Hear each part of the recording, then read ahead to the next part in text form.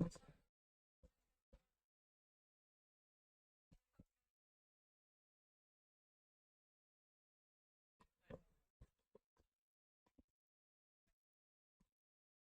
भाई, तो morning class.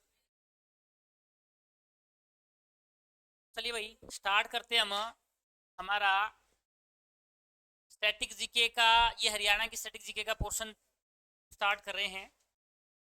ठीक है, तो देखिए, वैसे तो हमारे टॉपिक है काफ़ी बड़ा है। हम थोड़ा सा इसको इस प्रकार से पढ़ेंगे, उन्हीं क्वेश्चंस को जो एग्जाम में पूछे गए हैं, और फिर क्या करेंगे, उसके आसपास के जो भी क्वेश्चन हैं वो साथ साथ में हम डिस्कस कर लेंगे। ठीक है, ये अप्रोच बहुत अच्छी है। कम टाइम में हम जो कहते हैं ना स्मार्ट वर्क, वो स्मार्ट वर्क वाला तरीका यही है। आप कम टाइम में ज़्यादा चीज़ों को किस प्रकार से याद कर सकते हो, उसका तरीका यही है। आप जो पीवाइज क्यू हैं उनको लगातार पढ़िए, उसके आस पास के जो क्वेश्चंस हैं उनको साथ साथ में कर लीजिए, तो आपका बहुत सारा टाइम बच जाएगा जी। अगर अगर आपके पास ज़्यादा टाइम है तो इस प्रकार से आप स्मार्ट वर्क कीजिए और उसी काम को बार बार कीजिए। समझ में आई बात? ये ठीक है। चलिए, तो पहला जो आपका जो क्वेश्चन है वो है हरियाणा की पेंटिंग से संबंधित है। किससे संबंधित है? पेंटिंग से संबंधित है। सबसे पहले मैं आपको बताता हूँ क्या होती है पेंटिंग, क्या होती है चित्रकला। ठीक है, रेखाओं एवं रंगों के माध्यम से जब मनुष्य के द्वारा किया गया चिंतन और उसके विचारों को जब वो व्यक्त करता है, तो जिस सामने जो उभर कर आती है वो पेंटिंग कहलाती है, चित्रकला कहलाती है। क्लियर होगी बात? ये क्या बताया, चित्रकला क्या है? रेखाओं एवं रंगों के माध्यम से मनुष्य के द्वारा किया गया चिंतन। चिंतन मतलब आप समझते हो भाई, सोचना विचार करना, वो चिंतन होता है। ठीक है, और उस चिंतन को हम उन रेखाओं और रंगों के माध्यम से कोई रूप दे देते हैं, वो क्या कहलाती है आपकी? पेंटिंग कहलाती है। ठीक है, तो पेंटिंग प्राचीन, बहुत प्राचीन रही है। आदि मानव भी पेंटिंग करता था। आदि मानव भी क्या करता था? पेंटिंग करता था। हाँ, वो बात अलग है, उसके पास आज के जो पेंटर हैं उनके समान बरसें नहीं थी, उनके समान कलर नहीं थे। ठीक है, सीधी सीधी चित्रकारी ही बनाई। ठीक है, किसी का हाथ बांगा, किसी का मुंह बांगा, लेकिन जो मन में भाव थे वह तो उसने क्या कर दिए भाई, स्पष्ट रूप से बता दिए। ठीक है, किसी पशु का चित्र बना दिया, एक्चुअली में आपने देखा पूंछ पीछे होती है, मुंह की तरफ लगा दी। तो भाव जो था वो कहने का मतलब ये था, ये ठीक ठाक से रहने वाला जानवर नहीं है। ठीक है, तो ये चीजें हैं, आपने ध्यान रखनी है। अब हरियाणा की हम बात करते हैं, और मैं सबसे पहले एक और क्वेश्चन आपको बता देता हूं जो कि एग्जाम में पूछा गया है, हरियाणा के एग्जाम में ही। भारत के अंदर जो आज तक की जो सबसे पुरानी पेंटिंग मिली है वो पूरा पाषाण काल की मिली है, मध्य प्रदेश से, और जगह है वो भीमबेटका की गुफाएं। भारत में जो सबसे पुरानी जो पेंटिंग मिली है वो कौन सी मिली है? भीमबेटका। क्या बताया है आपको भाई? भीमबेटका की पेंटिंग्स मिली हैं मध्य प्रदेश के अंदर, एक जिला है। बस भाई क्लास में बिल्कुल मजा आ रहा है पढ़ाने में, आप भी मजा लो। ठीक है, पढ़ने का मजा लो। हाँ भाई, ये तो 1958 के अंदर मिली थी, को डिस्कवर किया गया था 1958 में, भीमबेटका की गुफा। ठीक है, विष्णु वाणकर के द्वारा इनको खोजा गया था। सबसे भारत में अब तक की खोजी गई सबसे प्राचीन पेंटिंग है ये। पेंटिंग क्या होती है इस चीज का आपको पता लग गया होगा भाई। ठीक है, चलिए, सबसे प्राचीन पेंटिंग ये है भारत की। अब बात करते हैं हम हरियाणा की। हरियाणा की जो सबसे प्राचीन पेंटिंग है वो है सीसवाड़ पेंटिंग। हरियाणा की सबसे प्राचीन पेंटिंग कौन सी है? सीसवाड़ पेंटिंग। ठीक है,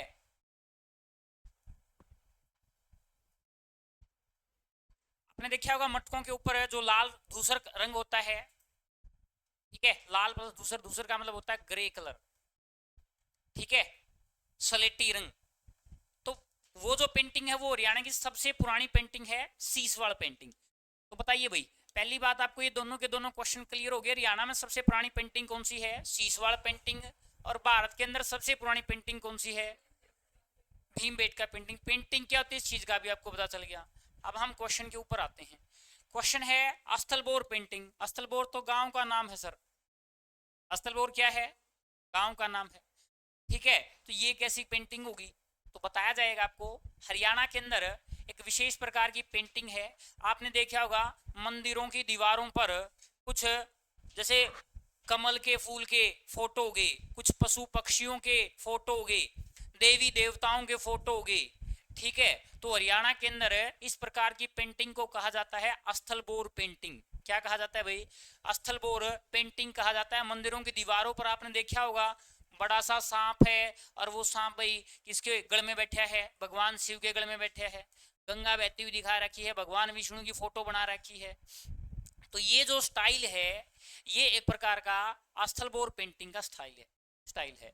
ठीक है, और ये अस्थलबोर पेंटिंग एक प्रकार से दूसरी पेंटिंग का स्टाइल है। ठीक है, यानी एक ब्रांच है, और ब्रांच कौन सी? ये है भाई राजपूत पेंटिंग। इसकी भाई राजपूत पेंटिंग।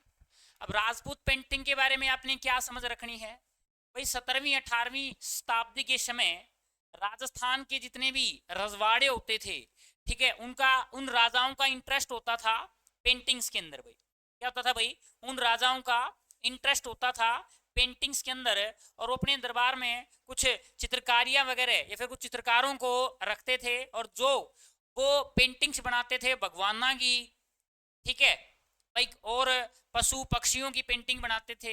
उनको स्पेशली क्या नाम दे दिया गया भाई? राजपुताना पेंटिंग। भाई क्या नाम बता दिया भाई? राजपुताना पेंटिंग बना दिया। जैसे आपने एक पेंटिंग में सुना होगा मधुबनी पेंटिंग। ठीक है, बहुत प्रसिद्ध पेंटिंग है बिहार की। अब बिहार के लोग क्या करते हैं, उनके जो कच्चे घर हैं, उनके कच्चे घरों की दीवारों पर वो फूल पत्ती बना देते हैं। क्या बनाते हैं? वो फूल पत्ती बना देते हैं। काफी मतलब बहुत देखने में काफी सुंदर लगती है। ठीक है, और वो पेंटिंग बनाई जाती है बिहार के मधुबनी जिले के अंदर।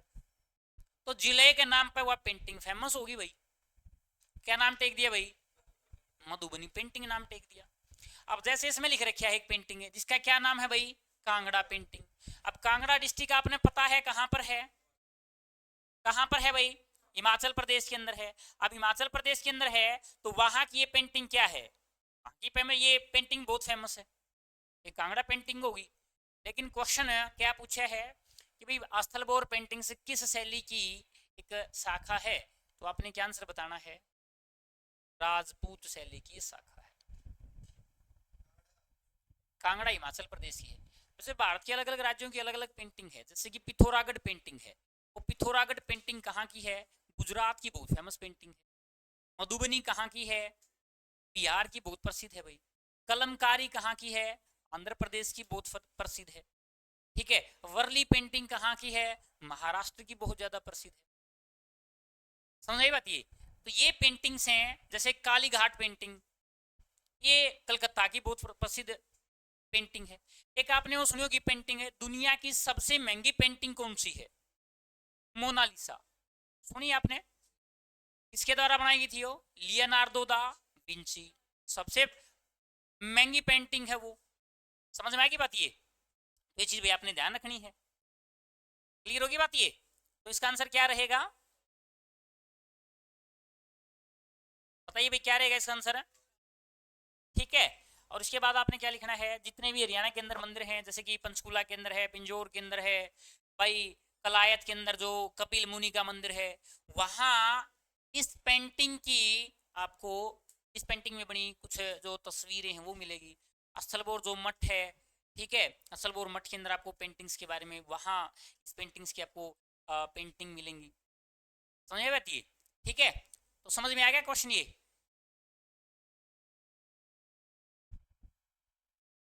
एक भारत का पेंटर था भाई, राजा रवि वर्मा। अगर नाम सुना हो तो आपने, केरल का था राजा रवि वर्मा, बहुत प्रसिद्ध था इंडिया के अंदर। उसकी पेंटिंग की नकल एक साड़ी के ऊपर उतार दी और कुछ मोती वगैरह लगा दिए और दुनिया की सबसे महंगी साड़ी के रूप में उसको बेच दी। 46 करोड़ रुपए की साड़ी बेच दी, सॉरी 46 लाख की, करोड़ की नहीं भाई, 46 लाख की। ठीक है, प्रसिद्ध क्यों हुई? राजा रवि वर्मा की पेंटिंग है। असल ने बता दिया, बहुत टॉप का पेंटर था भाई।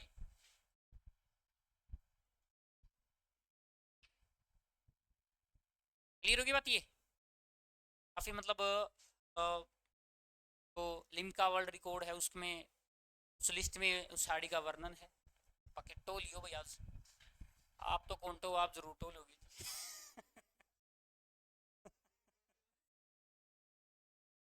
देख तो लियो कि भाई रंग रंग तो मैच कर ही लेंगे। ठीक है, फिर बात न्यू तो कहने हो जाओगे 46 लाख रुपए की साड़ी थी, उस पर का रंग है।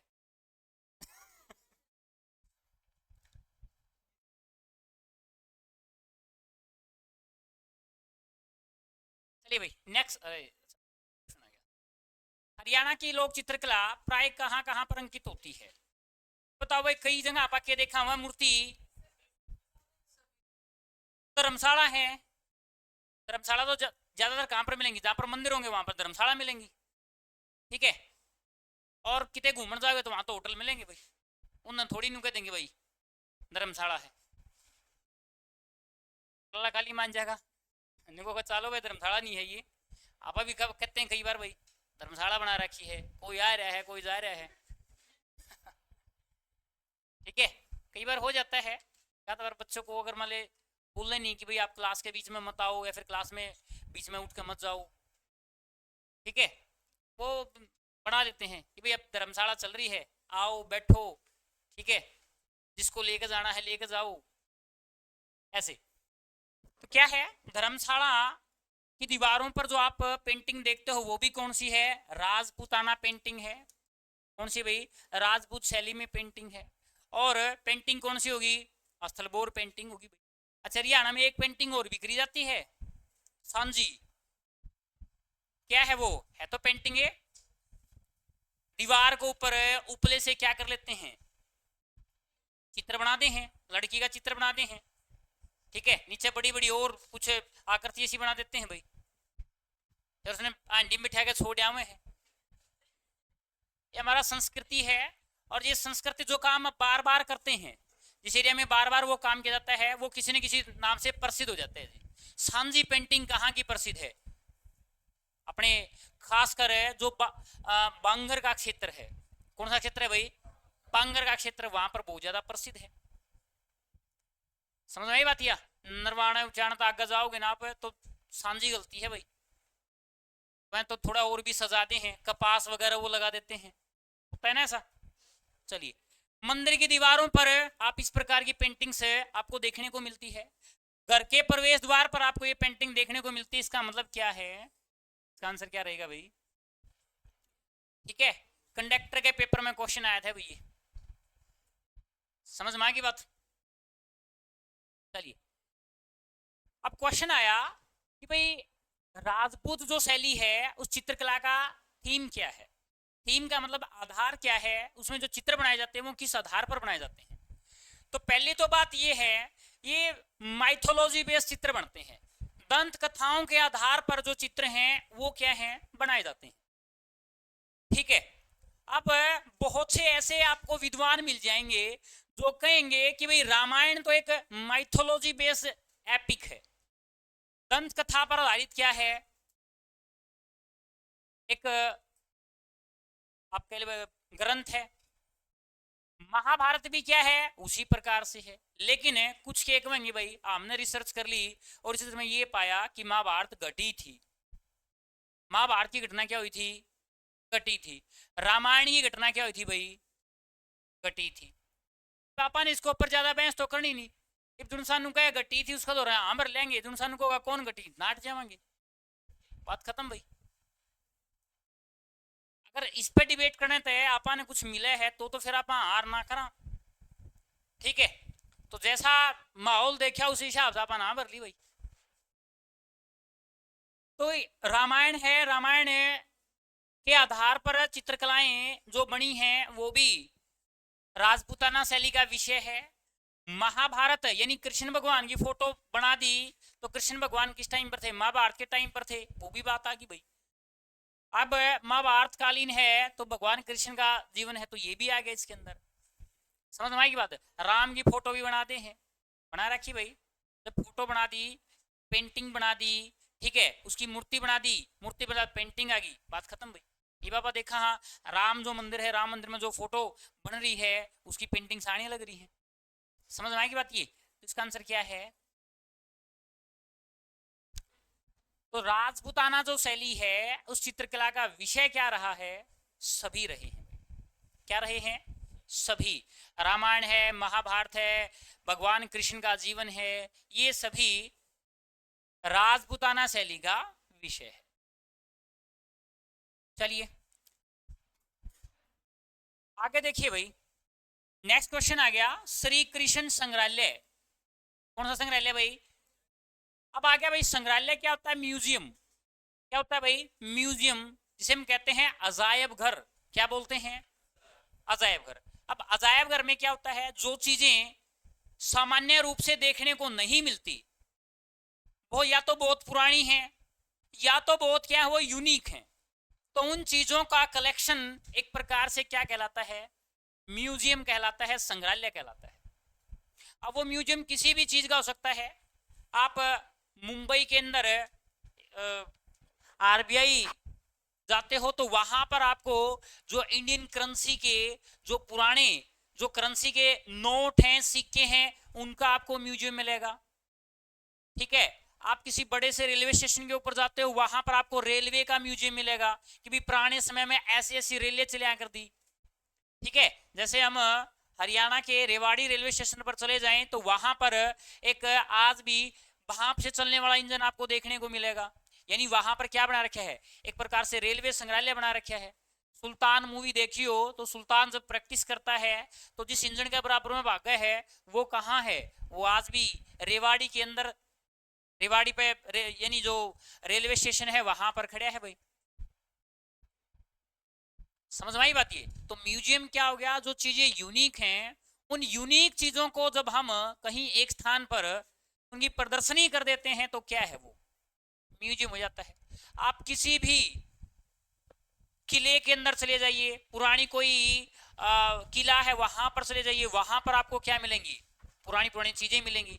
मोस्टली सभी आप लाल किला गए होंगे, लाल किले के अंदर आपको क्या एक म्यूजियम देखने को मिलेगा। और म्यूजियम के अंदर जो मुगल राजाओं के द्वारा जो चीजें इस्तेमाल में लाई जाती थी, चाहे वो तलवार हो, चाहे वो सोने की पालकी हो, सॉरी सोने के लिए बेड हो, रानियों को लाने ले जाने के लिए पालकी हो, तोप हो, उनके हथियार हो, वो सारी की सारी आपको वहां एक म्यूजियम मिलेगा, उस म्यूजियम में देखने को मिलेंगी। अंग्रेज कौन कौन से पहले जमाने पर इस्तेमाल चीजें कराया कर दे? टाइपराइटर कराया कर दे, या फिर भाई फोन कराया कर दे, भाई गन यूज कराया कर दे, सारी आपको देखने को मिलेंगी भाई। और जहां ये सारी चीजें रखी हो उसको हम क्या बोलते हैं? एक प्रकार से संग्रहालय कहते हैं। चलिए आगे आइए, नाम है श्री कृष्णा संग्रहालय। आप कुरुक्षेत्र गए होगे, ब्रह्म सरोवर, ब्रह्म सरोवर से थोड़ा सा आप आगे चलते हो तो आपको एक संग्रहालय मिलता है, एक म्यूजियम मिलता है। उस म्यूजियम का नाम क्या है? श्री कृष्णा संग्रहालय। 1987 1987 के अंदर ये म्यूजियम बना था।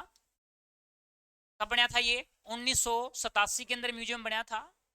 और अपने हरियाणा में जितनी भी लगभग, जैसे मान लीजिए इंडस वैली सिविलाइजेशन की पुरानी पुरानी चीजें हैं, ठीक है, या फिर भाई और किसी क्षेत्र के अंदर है खोजी महाभारत कालीन जो चीजें हैं, ठीक है, रामायण है, जैसे कि कई बार आपने देखा होगा छोटे है दाना पे गीता के श्लोक लिख दिए। गेहूं मतलब चावल का दाना है और चावल के दाने पर क्या कर दिए? ये दो गीता है, गीता के उपदेश लिख दिए। समझ में बात? ये छोटा हा है, कितना साइज कितना होगा भाई यार? आधा इंच से भी कम होगा वो। आधा इंच तो मैंने बहुत ज्यादा बता दिया, चलो लगभग आप मान लेते हैं आधा इंच का दाना है। और उसके ऊपर क्या कर दी भाई? पूरे महाभारत की जो गीता है, गीता के सारे श्लोक लिख दिए। अब हो गया अपने आप में ये यूनिक भाई, इतनी छोटी चीज पे इतने सारे वो। तो ये सारी की सारी चीजें आपको वहां पर देखने को मिलती हैं भाई। आपको अलग अलग, जहां आप जाओगे 3 मंजिला है ये, अलग अलग आपको रामायण जो महाभारत लिखी गई है, गीता लिखी गई है, उसके बारे में आपको जानकारी मिलेगी। बाल गंगाधर ने अलग गीता लिखी थी, वेद व्यास ने अलग गीता लिखी थी, जो मूल रूप से गीता लिखी गई थी उसकी कॉपी आपको वहां पर देखने को मिलेगी। पहले यहाँ ये कॉपी किताब तो होया को नहीं करती भाई, लेकिन फिर क्या कराया करते जो ऋषि मुनि थे, ताड़ का पेड़ जिसे बोलते हैं जी, ताड़ का पेड़ की छाल के ऊपर क्या कराया करते भाई, लिखा करते, जिसे आप ताड़ पत्र बोलते हैं, उनके ऊपर जो जो किताबें लिखी गई हैं, जो चीजें लिखी गई हैं, पांडुलिपि जिन्हें सामान्य तौर पर हम कहते हैं, पांडुलिपि सामान्य तौर पर उस को कहा जाता है जो हाथ से लिखी गई हो। क्या लिखी गई भाई, हाथ से। तो जो आप ये किताबें हैं ये भी पांडुलिपि नहीं है, ये पांडुलिपि होता है एक प्रकार से ओरिजिनल जो फोटोकॉपी होती है, ये कोई भी राइटर अपने हाथ से लिखता है, फिर बाद में तो प्रिंटेड रूप में अपने पास आ जाए। ठीक है, तो ये चीज अपने भी ध्यान रखनी है। जो सारी की सारी कहाँ पर है, श्री कृष्णा संग्रहालय के अंदर है। और श्री कृष्णा संग्रहालय कहाँ पर है, क्षेत्र के, कहाँ पर है भाई, क्षेत्र के अंदर। चलिए एक चीज और नोट कीजिए, हरियाणा के अंदर सबसे बड़ा संग्रहालय झज्जर के अंदर है। हरियाणा के अंदर सबसे बड़ा जो संग्रहालय है वो कहाँ पर है, झज्जर के अंदर है। ओमानंद सरस्वती द्वारा खोला गया था ये, हरियाणा का सबसे बड़ा संग्रहालय है, सबसे प्राचीन संग्रहालय है।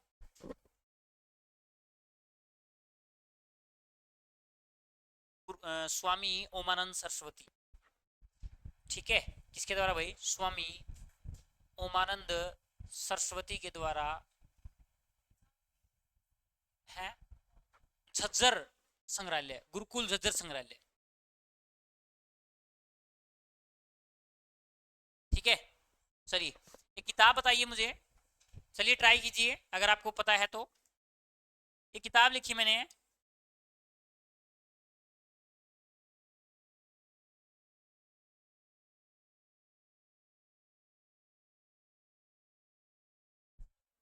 सत्यार्थ प्रकाश से आर्यों की रामायण कहा जाता है। क्या कहा जाता है भाई, आर्यों की रामायण कहा जाता है। ये आर्यों की जो रामायण है ये सत्यार्थ प्रकाश लिखी गई थी स्वामी दयानंद सरस्वती के द्वारा। किसके द्वारा लिखी गई थी भाई, दयानंद सरस्वती के द्वारा लिखी गई थी। और इस किताब की जो पांडुलिपि है, ओरिजिनल कॉपी है, वह आज भी अपने हरियाणा में स्थित है जी। और हरियाणा में कहा, इसी झज्जर जो संग्रहालय है, गुरुकुल झज्जर संग्रहालय है, वहां पर इसको लिखा गया है। हरियाणा में कौन कौन से सिक्के चले थे, या फिर प्राचीन सिक्कों का जो हरियाणा में जो संग्रहालय है वो कौन सा है, वो झज्जर संग्रहालय ही है। ठीक है, बहुत पुराने सिक्के आपको यहाँ पर देखने के मिलेंगे। तो कभी मौका मिले तो यहाँ जरूर घूम के आइए। यहाँ पर वही जाएगा भाई इसको पढ़ने में इंटरेस्ट है। ठीक है, नहीं तो आप भी भाई कितने वाटर पार्क में जावांगे गर्मी हो रही है भाई, आपने ये क्या हम खेड़ मारनी है भाई, बतेरे जिसने और बतेरा देश है, आप तुम वाटर पार्क में चला।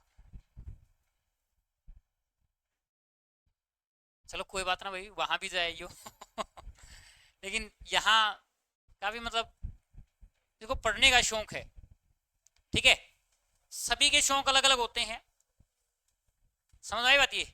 और जो शौक होता है वो आदमी को जिंदा रखता है, यानी जनूनी थोड़ा सा बनाए रखते हैं जी। कहते हैं ना भाई, आदमी के अंदर थोड़ा सा बचपना होना जरूरी है। वो बचपना में क्या है, उसकी जो आदतें हैं वो जिंदा होनी जरूरी है। ठीक है, कुछ काम ऐसे होते हैं प्रत्येक मनुष्य के जीवन के अंदर जिसे वो करके सबसे ज्यादा खुश होता है जी। जैसे आप छोटे बच्चे आया करते, तो पहले वो माचिस आया करती, तो माचिसों को इकट्ठा करना, फिर उनके क्या बनाना भाई, ताश बनाना। ठीक है, ईब फिर भाई पहले रेल की टिकट आया करती मैं गत्ते की तो बच्चे लिखा करते भाई, प्रस्ताव लिखते तो मेरी हैबिट टिकटें इकट्ठा करने की हैं, पाँच सात केक रहे घर के उठा के मैं शादी दे दी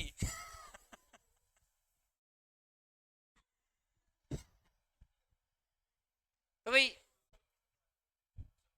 भाई होता था ये, जब भैंसे नए दूध की नहीं होती तो उस टाइम पे यो टोटका कराया करते भाई, भैंस को नहीं भाई आगे की को नहीं होती, नए दूध की नहीं होती, क्या कर दो टिकट दे दो भाई।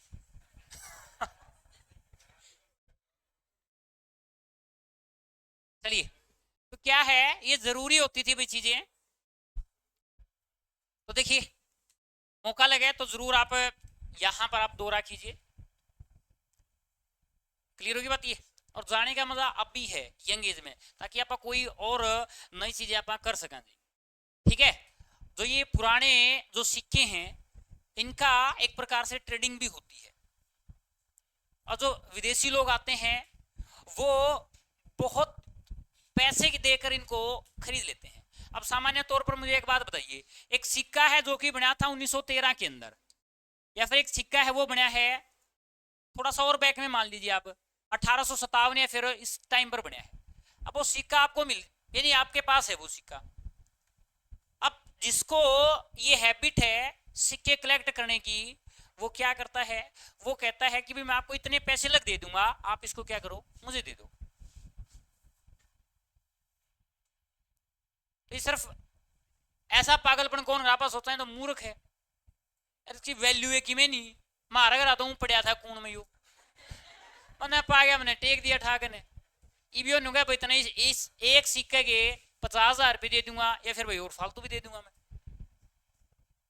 तो भाई वो शौक शौक है, हैबिट है उसकी, और उसको पूरा करने के लिए आदमी देख लीजिए कहाँ तक, इतनी दूर तो अपने घूमण आवे में, और ये सिक्के इकट्ठे इकट्ठे कर ले ली करके लेके जा भाई।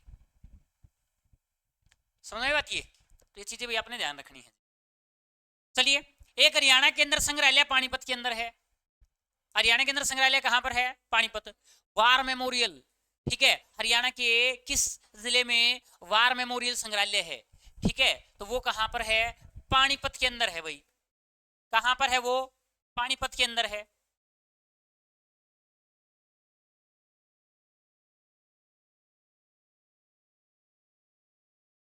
कहां पर बताया भाई, पानीपत के अंदर है। समझ में आई बात ये।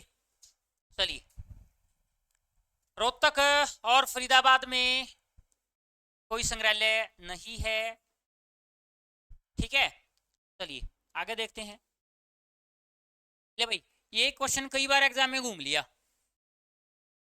ठीक है, काफी इंपॉर्टेंट है। देखिए इंपॉर्टेंट सारे ही क्वेश्चन हैं, लेकिन ये थोड़ा सा खास है। राजस्थान गुरुग्राम में स्थित एक लोक कथा, क्या बताया, लोक कथा। लोक कथा मतलब समझते हो, जो लोगों के द्वारा कहानियां जो सुनाई गई हैं, उन कहानियों का एक क्या है, संग्रहालय है। तो यानी हरियाणा में प्रचलित जो पुरानी पुरानी कहानियां हैं, ठीक है, उनके बारे में आपको जानकारी देने वाला संग्रहालय कौन सा है, इसके बारे में आपने बताना है। तो श्री कृष्णा संग्रहालय जी नहीं है। धरोहर संग्रहालय नाम से कोई ये है नहीं भाई। उसके बाद जहाज कोठी नहीं है। रह गया क्या क्या भाई, उरु सवती संग्रहालय। क्या बताया भाई, उरु सवती संग्रहालय इसका नाम है, ठीक है। होम ऑफ फोक आर्ट के नाम से भी इसको जाना जाता है।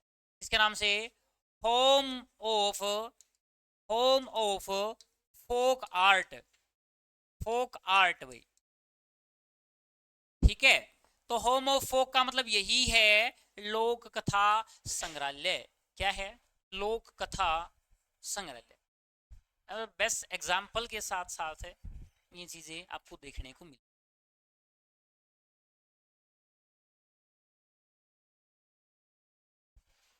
समझ आई बात ये। 1984 के अंदर इस संग्रहालय को क्या किया गया था भाई, स्थापित किया गया था।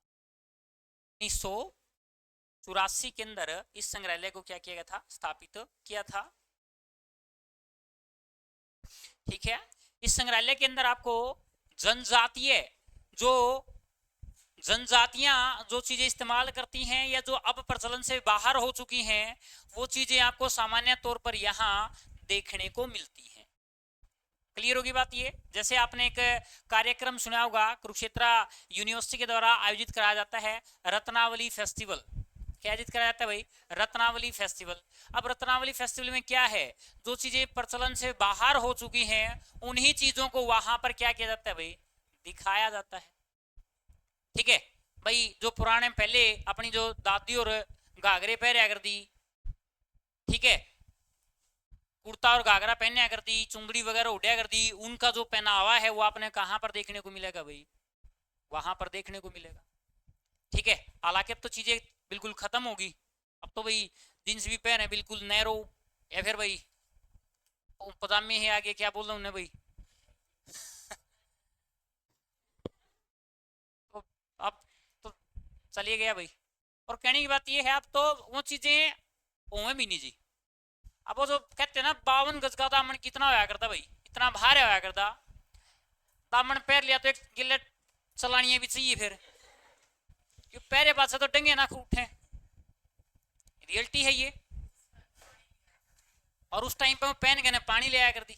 और तो छोड़ो, वो 52 गज का दामन, गोद में एक बच्चा और ऊपर 2-3 मटके। आज आड़ा पर तो गोदी में बच्चा ही ना चलता। वो भी नुके हैं, जोड़ा भी तने संभालना है, बालक भी तने संभालना है ना, तो बस ये बैग बैग संभाला मेरा पे, तो बैग नहीं।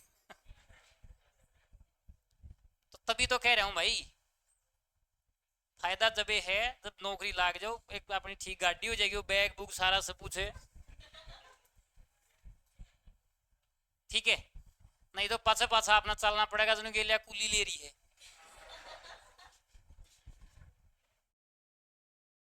चलिए, तो इसका क्या गया भाई, 1984 उरु सवती संग्रहालय, इसका क्या रहेगा आंसर रहेगा, कहां पर है ये? गुड़गांव के अंदर। कहां पर है ये? गुड़गांव के अंदर है। जहाज कोठी संग्रहालय ये कहां पर है? ये हरियाणा के हिसार के अंदर है। श्री कृष्णा संग्रहालय हमने आपको बता ही दिया कहां पर है, ये कुरुक्षेत्र के अंदर है। अच्छा, कुरुक्षेत्र के अंदर एक जो यूनिवर्सिटी है, वहां पर भी हाथ से बनी चीजों का संग्रहालय है। जो अपने हाथ से चीजें बन रही है ना, उन वो संग्रहालय है वहां पर। हस्त यानी चाहे वो हाथ से किताब लिखी गई हो, ठीक है, वहां पर दिखाया गया है, पत्थर के मूर्तियां बना रखी हैं आदमियों की काम करते हुए की भाई, ये भी चीज आपको देखने को मिलती है, ठीक है।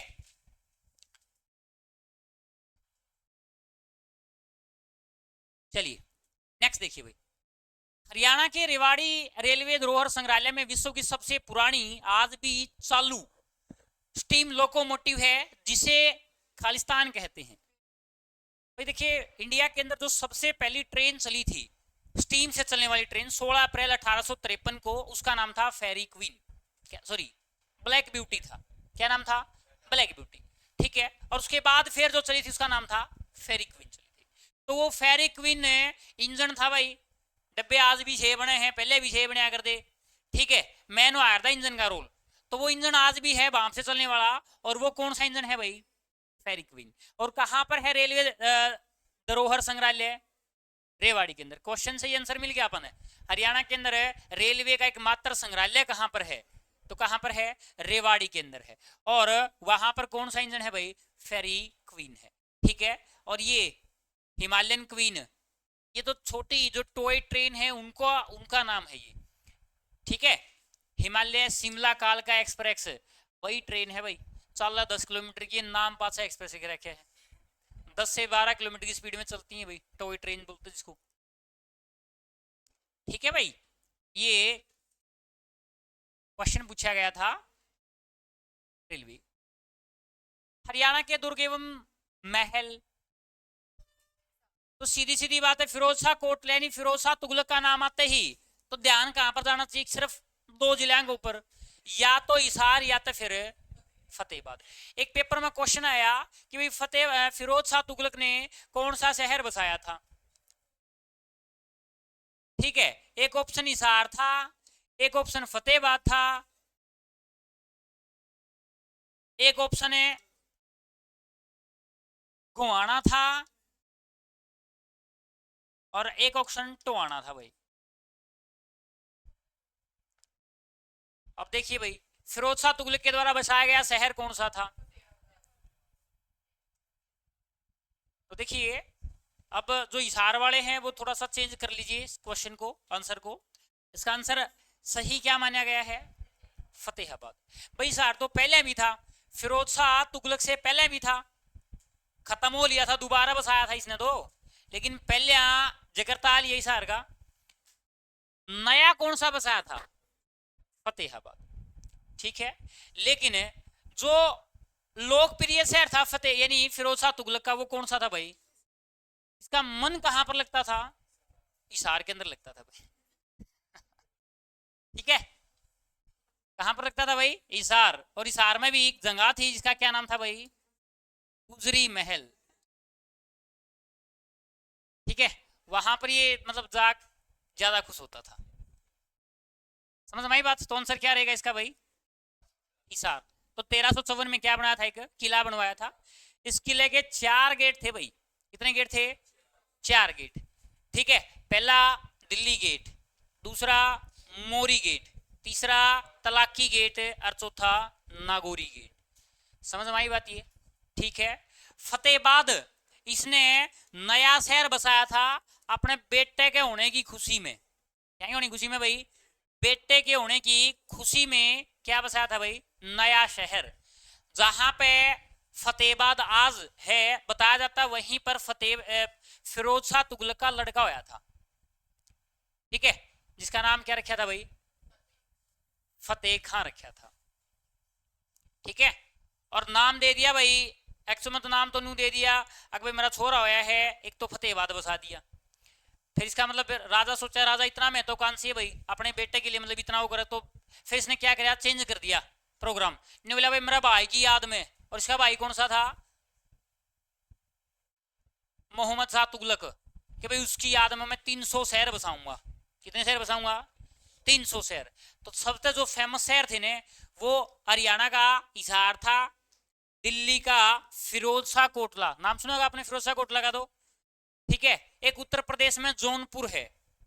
कौन सा है भाई? जौनपुर। ठीक है, काफी बार एग्जाम में क्वेश्चन आया है। पूर्व के सिराज के नाम से जाना जाता है। मुस्लिम एजुकेशन का हब जो कहा जाता है वो जौनपुर को कहा जाता है। जानकारी आपने भी ध्यान रखनी है। क्लियर होगी बात ये? रही बात है महेंद्रगढ़ की, महेंद्रगढ़ किसने बसाया था? महेंद्रगढ़ बसाया था भाई एक ब्राह्मण होता था जिसका नाम था कानोड़िया। क्या नाम होता था भाई? कानोड़िया। कानोड़िया नाम का ब्राह्मण था, उसने महेंद्रगढ़ को बसाया था। और उसका पुराना नाम जो था वो कानोड़िया था। क्या था भाई? कानोड़िया। ठीक है, उसके बाद ये रिवाड़ी नहीं रेवाड़ी है। क्या है ये? रेवाड़ी। रेवाड़ी किसके द्वारा बसाया गया था भाई? ये बसाया गया था बलराम। बलराम का नाम सुना आपने? बलराम के ससुर ने। ठीक है, क्योंकि बलराम की जो वाइफ थी वह भी एक लिए थी भाई, रेवती। तो रेवती के नाम पर क्या बसाया था? रेवाड़ी भाई। ठीक है, और जो कालका है वो कालका अपने हिंदू धर्म की एक देवी है काली माई, उसके नाम पर इसको बसाया गया था। चलिए भाई नेक्स्ट देखिए, कानोड़ का किला किस राज्य में स्थित है भाई? सॉरी, किस नगर में स्थित है? कहां पर है भाई? अभी आपको बताया था महेंद्रगढ़ की जो स्थापना करी थी किसने करी थी? कानोड़िया ब्राह्मण ने करी थी। ठीक है, उसके बाद नारनौल भाई हरियाणा में एकमात्र ऐसा जिला जिसका मुख्यालय उसके नाम तो नहीं है, जिसका मुख्यालय उसके नाम से नहीं है। जींद का जो हेडक्वार्टर है, फिर जींद का डीसी, जींद का एसपी, जींद का कोर्ट कहां पर है? जींद में है, पिंडारा में है? जींद में है, तो यानी जींद का जींदे में हो गया। लेकिन हरियाणा के अंदर महेंद्रगढ़ का जो मुख्यालय है वो नारनौल के अंदर है। एकमात्र ऐसा जिला है जिसका मुख्यालय खुद के नाम पे ना होकर किसके नाम पर है भाई? किसी दूसरे कस्बे के नाम पर। तो यहाँ का जो डीसी ऑफिस है, यहाँ का एसपी ऑफिस है, यहाँ का कोर्ट है, वो सारा का सारा कहाँ पर है भाई? नारनौल के अंदर है। उसके बाद हम करते हैं आंसी की। ठीक है, आंसी पृथ्वीराज चौहान, सुना होगा नाम आपने? पृथ्वीराज चौहान से संबंधित ये शहर है। आंसी का किला किसके लिए प्रसिद्ध होया करता भाई? तलवारों के लिए प्रसिद्ध होता था। और आज आंसी क्या अंदर फेमस है? पेड़ों के लिए। किसके लिए फेमस है भाई? पेड़, मिठाई है पेड़े, तो आंसी के पेड़े बहुत प्रसिद्ध हैं अपने हरियाणा के अंदर। ठीक है, चलिए ये तो गलत टाइम पर नाम लिया गया भाई। चलिए उसके बाद भाई थानेसर। नेक्स्ट देखिए भाई, थानेसर कहाँ पर है? कुरुक्षेत्र। किसके द्वारा बसाया गया था? हर्षवर्धन, यानी जो हर्षवर्धन के एक वंशज थे, इसका नाम था पुष्यभूति, उनके द्वारा इसको एज ए राजधानी के रूप में विकसित किया गया था। तो भाई कई एग्जामों में क्वेश्चन ये पूछा गया है। चलिए नेक्स्ट देखिए, गोहाना के किले का निर्माण किसके द्वारा करवाया गया था? भाई गोहाना का किला, चलिए ट्राई कीजिए इस क्वेश्चन को। न्यू नहीं भाई, जो मैं अनाउंसमेंट करूंगा उसके बाद ऐसे तुक्के नहीं मारना है, जिसको पता है केवल वही बताइए। जो इस क्वेश्चन का आंसर देगा उसको मेरी तरफ से एक चॉकलेट मिलेगी। अरे आज नहीं, कल दे देंगे, या मैं कल गायब हो जाऊंगा। हेमचंद्र, किसने बताया हेमचंद्र? हाथ उठाइए। सभी ने बताया। अब सभी के लिए चॉकलेट नहीं, गलत है ये आंसर। आंसर गलत है। चलिए बता देता हूं मैं, इसका आंसर क्या आएगा भाई? पृथ्वीराज चौहान। क्या आंसर आएगा? पृथ्वीराज चौहान। पृथ्वीराज, हाँ सुन लिया था मैंने, मन ही मन में बोल लिया था इसने। मन की बात जान ली यार इसकी। चलिए क्या मांगे आपके लिए? डार्क, कौन सी डार्क खाते हो आप? चलिए तो भाई क्या रही इसका आंसर? भाई पृथ्वीराज चौहान।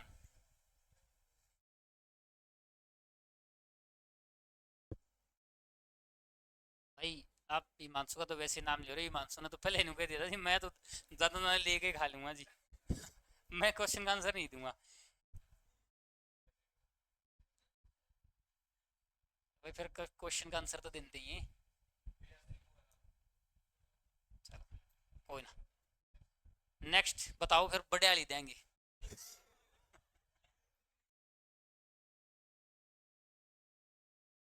चलिए नेक्स्ट देखिए भाई, मैम का किला हरियाणा के किस जिले में स्थित है? इसके लिए कोई मतलब प्राइज नहीं है भाई।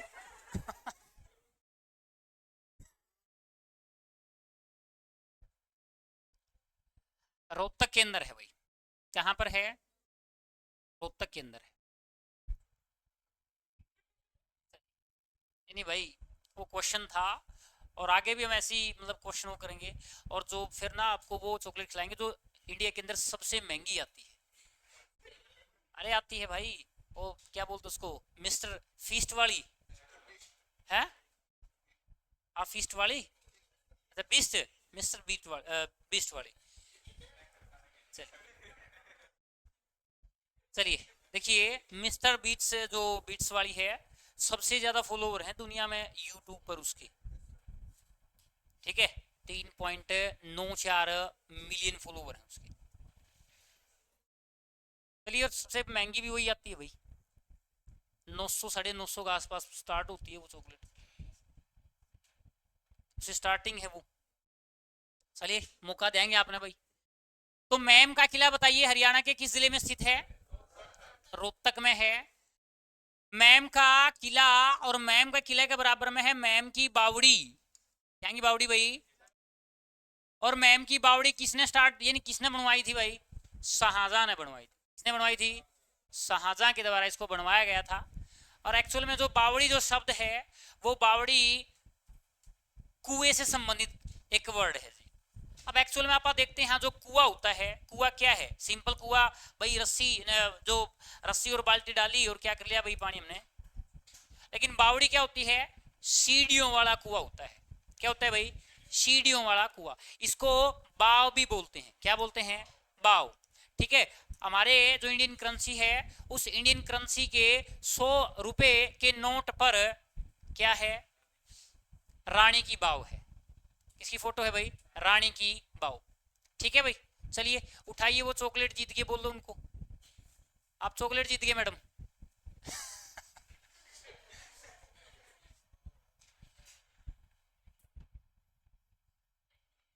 मेरे हाथ में वाले पड़ते होंगे। चलिए नेक्स्ट देखिए, माधवगढ़ का किला बताइए। माधवगढ़, माधवगढ़ का किला किस नगर में स्थित है? माधवगढ़ का किला ये है भाई महेंद्रगढ़ के अंदर ही है। कहां पर है ये? महेंद्रगढ़ के अंदर ही है माधोगढ़ का किला। क्लियर होगी बात? ये कहां पर है माधोगढ़ का किला? महेंद्रगढ़ के अंदर है।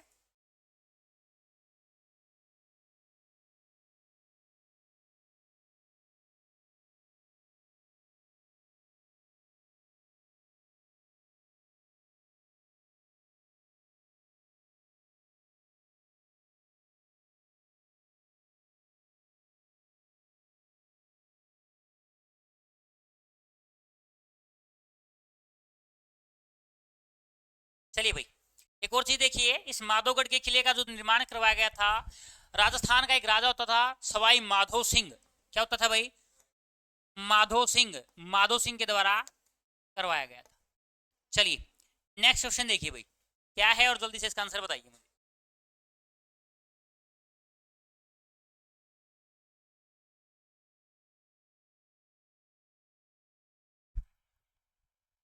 चलिए, एक बहुत ही इंपॉर्टेंट डेट है ये इस वाली।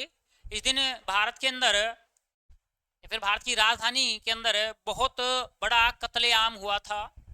कोहिनूर हीरा लूटा गया था, मयूर सिंहासन लूटा गया था उस साल। तो बताइए आप, इतना मैंने आपको हिंट दे दिया। ये सारी की सारी घटनाएं कब हुई थी?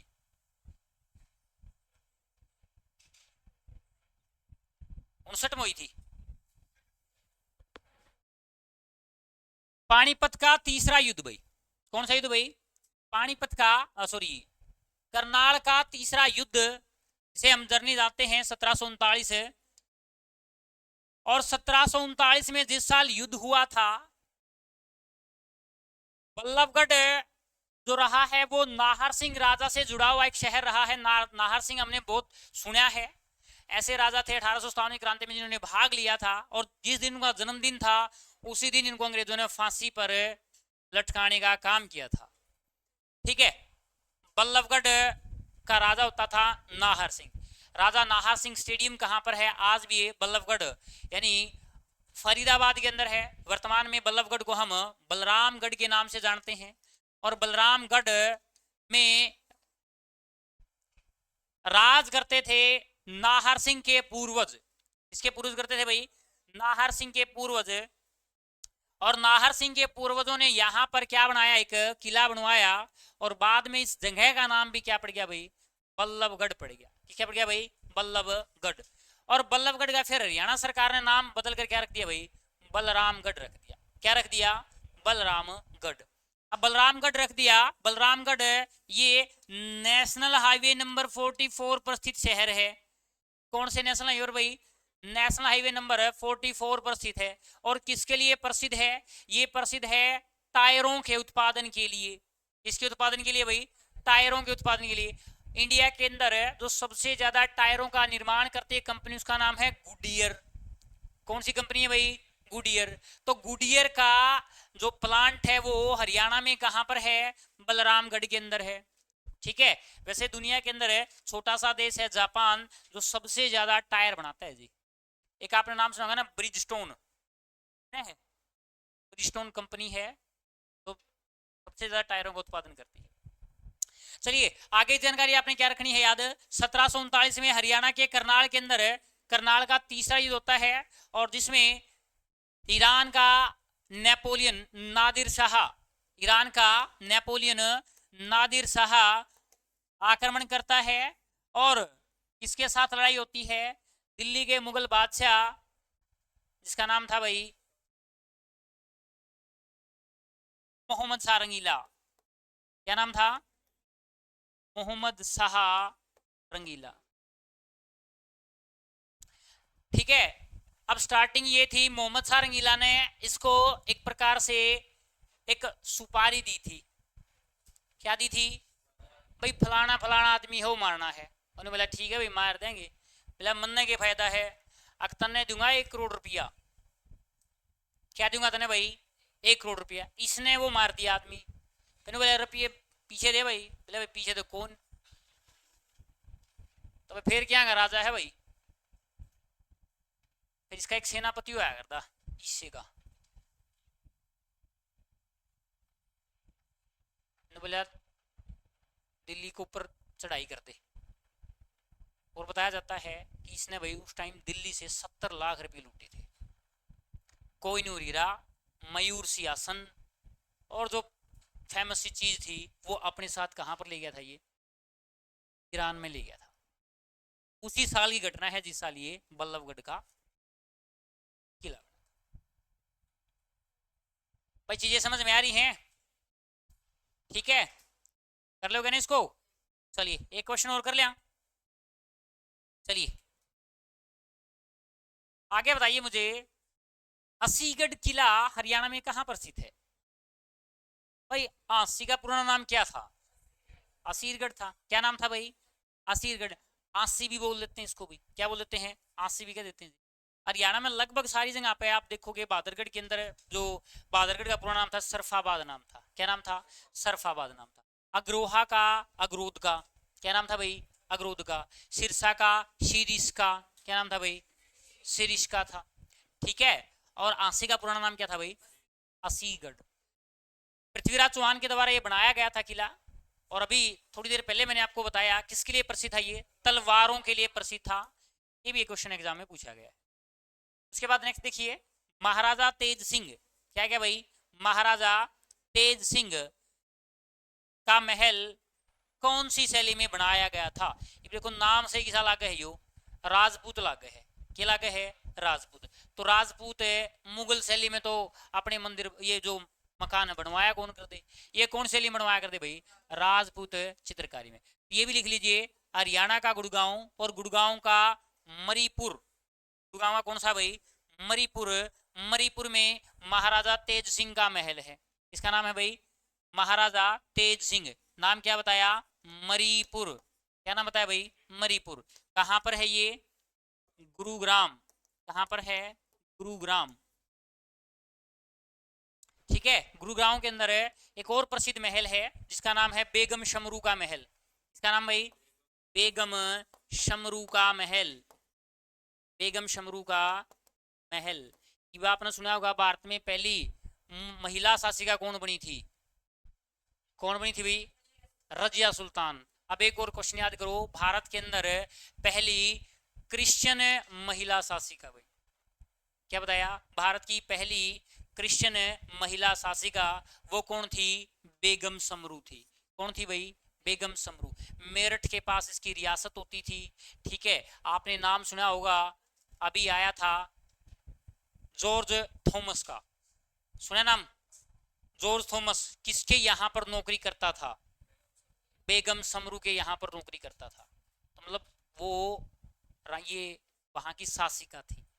समझ में आ गई बात? ये गुड़गांव के अंदर है। ये गुड़गांव में जो वर्तमान डीसी ऑफिस जहां पर है, वो क्षेत्र वो बेगम समरू का क्या होता था भाई?